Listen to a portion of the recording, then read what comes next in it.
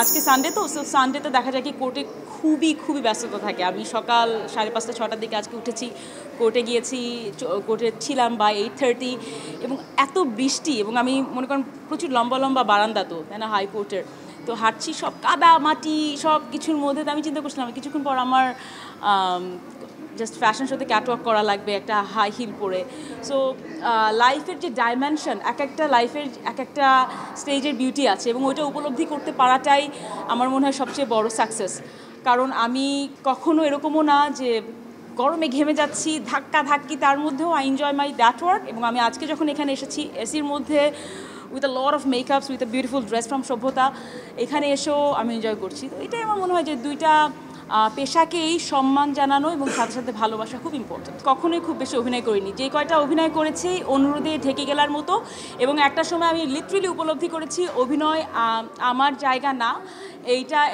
কারণ প্রথমত আমি খুব একটা ভালো অভিনয় শিল্পী না, এটা হচ্ছে প্রথম কথা। যদি খুব ভালো অভিনয় শিল্পী হতাম তাহলে হয়তো বা আমি ট্রাই করতাম আরও।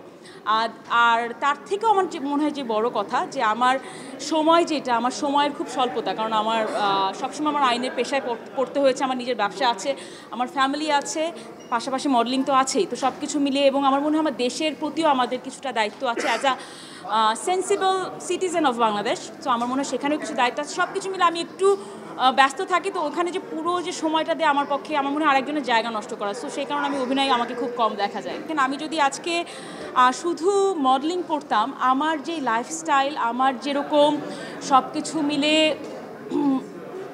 যেরকম চলাফেরা, তারপরে মানে বলে না মানুষের জ্ঞানটাতেও তো কাজে লাগাতে হবে, তো ওই সব কিছু মিলে আমি মনে হয় পারতাম না। তো আমার সবসময় আমার মিডিয়াটা ছিল এবং মিডিয়াকে আমি সম্মান করি, সেটার জন্যই আমি আজকে এখানে এসেছি।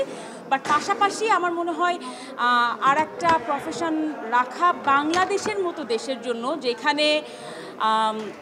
যেখানে সাংস্কৃতিক জায়গায় একটা যে সময়ের পর আমার না বলেও পারছি না, একটা সময়ের পর বিভিন্ন মডেল, বিভিন্ন নায়িকারা ফেমাস হয়ে যাওয়ার পর ফেম পাওয়ার পর বলে যে এখন আমি আর এখানে থাকতে চাই না, আমি এখন এখান থেকে সরে যেতে চাই, বিকজ আমি এটা হলে গুনাহ হবে, অনেক কিছু বলে। সো এটা আলাদা জায়গা, এটা আমি বললাম না। তো সেখান থেকে আমার মনে হয় এখানে যেহেতু সম্মানটা এখনও আমরা মানুষকে প্রপারভাবে দিতে শিখিনি, এটা আমাদের শিখতে হবে। এবং ততদিন যারা এখানে এই পেশা আসতে চান আর একটা পেশা আমার মনে রাখা উচিত।